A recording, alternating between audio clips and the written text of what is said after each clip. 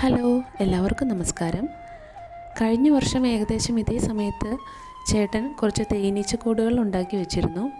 അപ്പോൾ ഇത്തവണ അതിനകത്ത് തേനൊക്കെ ഉണ്ടോയെന്ന് നോക്കാനായിട്ട് ഞങ്ങൾ ഒന്ന് തുറന്നു നോക്കാൻ പോവുകയാണ്. ഇതാണ് ചേട്ടൻ ഉണ്ടാക്കി വെച്ചിരുന്ന തേനീച്ചക്കൂട്. തേനെടുക്കുന്നതിന് മുമ്പായിട്ട് തേനീച്ചകളെല്ലാം നമുക്ക് ആ കൂട്ടിൽ നിന്ന് മാറ്റണം.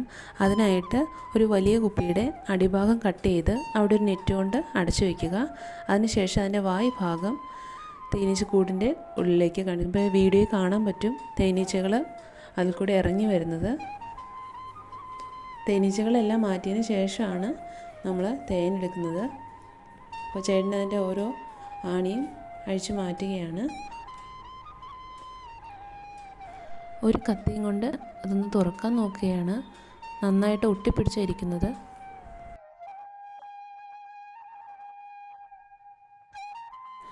ഇനി നമുക്ക് ഇതൊന്ന് തുറന്നു നോക്കാം.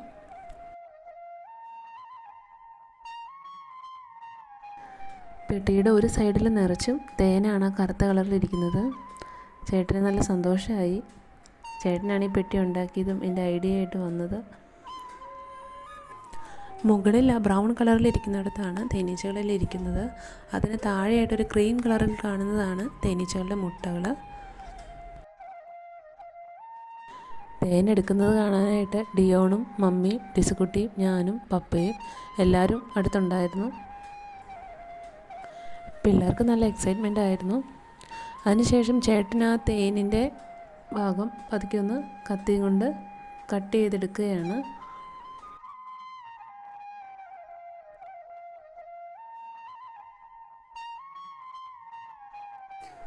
ഒഴുകി വരുന്ന തേനെടുക്കാനായിട്ട് താഴെ ഒരു പാത്രം കൂടി വെച്ചിട്ടുണ്ട്.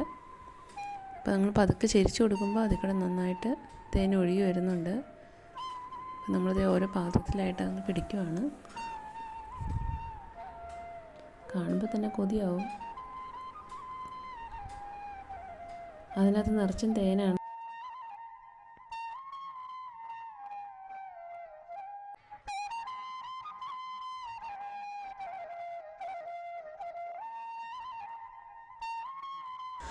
അതിൻ്റെ കൂടെ പൂമ്പൊടിയും കുറച്ച് തേനീച്ചകളുടെ മുട്ടയും കിട്ടിയായിരുന്നു. അത് മുട്ടയാണ്. ചേട്ടനപ്പോൾ അത് രണ്ടും അടുത്ത കൂട്ടിലേക്ക് മാറ്റി വയ്ക്കുകയാണ്. പൂമ്പൊടിയാണ് അവർ വേനൽക്കാലത്ത് കഴിക്കാനായിട്ട് ശേഖരിച്ചു വയ്ക്കുന്നത്.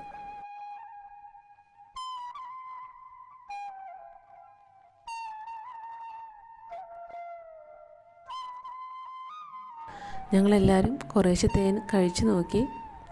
നല്ല ടേസ്റ്റ് ഉണ്ടായിരുന്നു. അതിനുശേഷം കൂടെല്ലാം ചേട്ടൻ തുണിയും കൊണ്ട് ഒന്ന് തുടച്ചു കൊടുക്കുകയാണ്. തേനിൻ്റെ അംശമെല്ലാം ഒന്ന് മാറ്റി.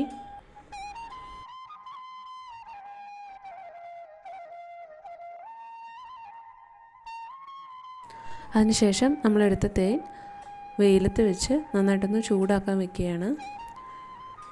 ചേട്ടൻ വീണ്ടും ഇനി അടുത്ത വർഷം എടുക്കാനായിട്ട് പെട്ടിയെല്ലാം അതുപോലെ തന്നെ കയറ്റി വെച്ചു. അതിനുശേഷം നമ്മൾ ആദ്യം അടച്ചു വെച്ചിരുന്ന തേനീച്ചകളെല്ലാം ആ കൂട്ടിലേക്ക് കയറ്റി വിടുകയാണ്. അത് താഴെ വെച്ചാൽ മതി, അത് തന്നെ അങ്ങോട്ട് കയറിക്കോളും. അപ്പോൾ കാണാൻ പറ്റും നമുക്ക്. ഞാൻ കുറച്ച് തേനും കൂടെ കഴിച്ച് നോക്കി. ചേട്ടൻ അതിൽ നിന്ന് മെഴുകെല്ലാം ഒന്ന് എടുത്ത് അരിച്ചു മാറ്റുകയാണ്.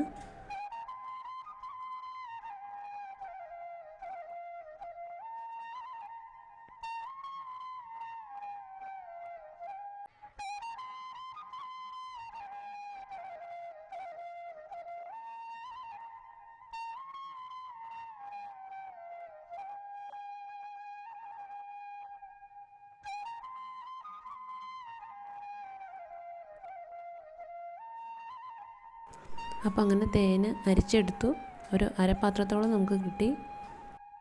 അപ്പോൾ എൻ്റെ ഈ വീഡിയോ ഇഷ്ടമായെങ്കിൽ എല്ലാവരും ഒന്ന് ലൈക്ക് ചെയ്യുക, ഷെയർ ചെയ്യുക, സബ്സ്ക്രൈബ് ചെയ്യുക. ഒപ്പം തന്നെ അതിനടുത്തുള്ളൊരു ഓൾ എന്ന് എഴുതിയിരിക്കുന്ന ബെൽ ബട്ടണും കൂടി ഒന്ന് പ്രസ് ചെയ്യുക.